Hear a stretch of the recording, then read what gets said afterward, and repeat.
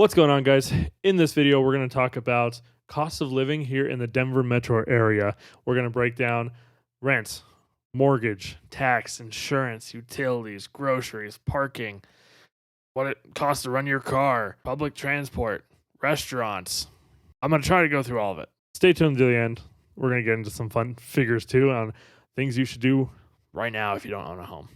We're going to talk about rent. And I did a lot of research on rent. I kind of went down a rabbit hole. So we're going to talk about a couple of different things. So as you'll see on this graph, we have 3-bed, 2-bed, 1-bed, and studio. I went and pulled all that just because I wanted to have as much information as possible. And I also wanted to find out for myself how different some of this is and really where the best bang for your buck is, as you would say. As you can see here, the average rent for a 3-bedroom home is $2,380. 2-bedroom is $1,725, 1-bedroom is $1,459, and a studio is $1,339. Now, I don't have square footage for any of these, but total average over everything is about $1,722. I pulled all the major cities, didn't pull some of the smaller ones. Most of those smaller ones are higher end communities anyway.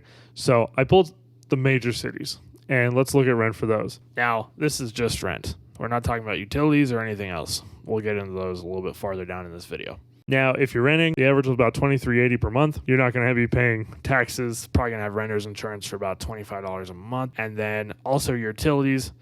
It varies between, different landlords, but a lot of times you won't be paying for water or trash. You might just be paying electric and gas, maybe a pet fee, something else like that. So that's going to run you, of course, less. You might be about $195 for utilities versus $260 for utilities, but everything else should be about the same. If you are renting, you're probably going to be between the $4,000 and $4,500 a month if you're staying around that average.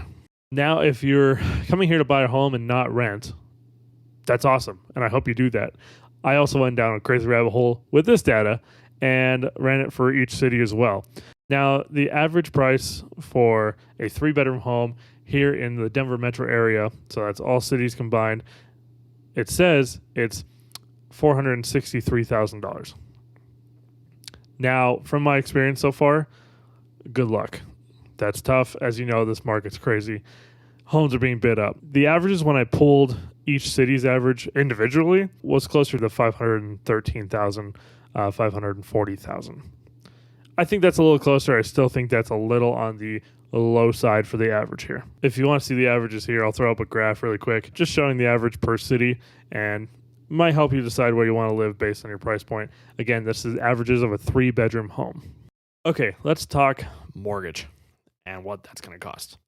So at the average home price right now of $515,000 with 10% down at a 3% interest rate, that puts you at a monthly payment around $2,150 per month.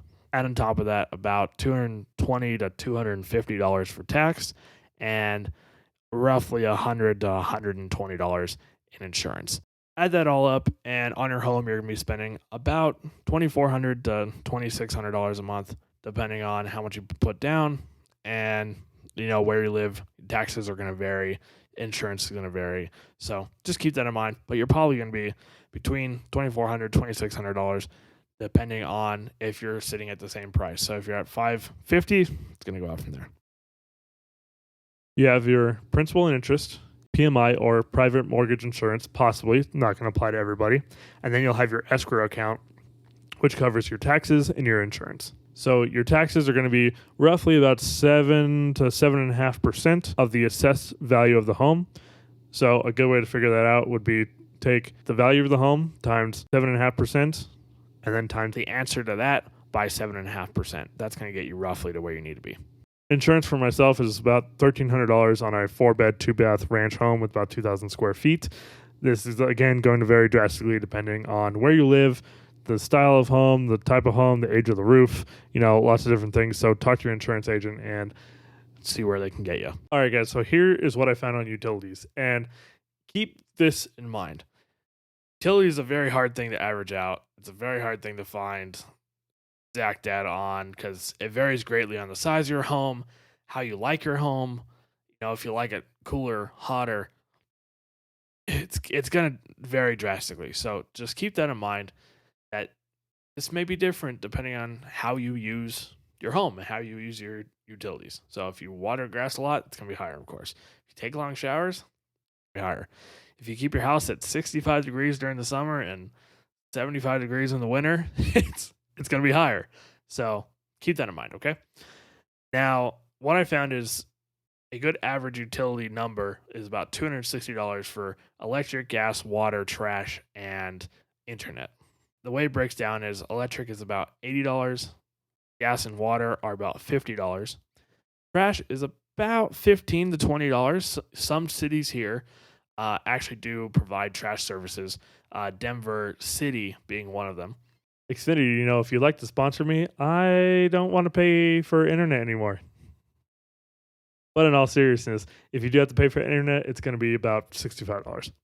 And that is not including cable and phone. If you do include cable and phone, you're looking more around $120 a month, maybe a little more. All right, let's talk about groceries. Groceries and eating out. So me and my wife, it's just me and my wife. We're, in our 20s, and we don't eat out a whole lot, but we definitely do eat out. I like Chick-fil-A quite a lot, so does she. So we do eat out maybe a little, not, it could be worse. It could be a lot worse.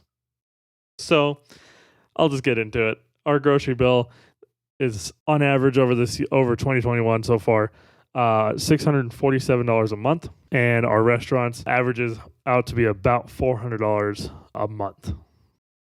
So about $1,000 a month in food.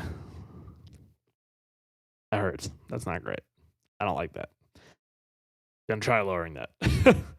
Moving on, because I don't like that number. So moving on. Public transit. If you plan to use public transit here, we do have a great light rail system. A monthly pass for that is $114. I'll put up a map here to show you kind of what that system looks like. It runs all over the place. There is a separate pass if you're going to the airport a lot that is more expensive. It's just a farther way out there. So $114 for the normal one, I think it's like $140 for the one that goes to the airport a lot. Vehicle wise, I am in real estate, so I end up driving quite a bit, but we're spending about $50 to $75 a month on our vehicles, and about another $117 per vehicle in gas. So total this all up, and you should be sitting between the $4,000 and $5,000 a month range for everything. That hurts. It's a lot.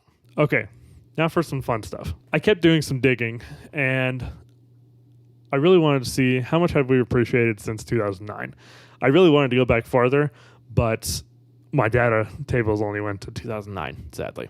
So here are the numbers appreciated from 2009 to now. The average for all those same cities I pulled before, the average price was $293,582 in 2009. Now, the price is $513,540.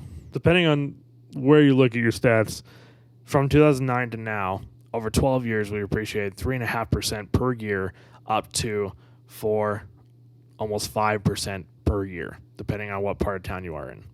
Last year alone, we appreciated almost 12%, which is a ridiculous number. If you take the average price home at $515,000, multiply that by the average appreciation per year at 3.5% to 5% appreciation, every year that you don't own the home, you're losing out on about $20,000 to $25,000 in appreciation on an asset. That's the big difference between renting and buying. Yes, you are putting down, $25,000 plus more depending on the size of home and your financial picture. But every year that you don't buy, you're missing out on that appreciation. The person that had the average 3-bedroom home in 2009 that they paid $293,000 for is now worth $515,000, and they just made about $200,000 just living in the home, which is awesome.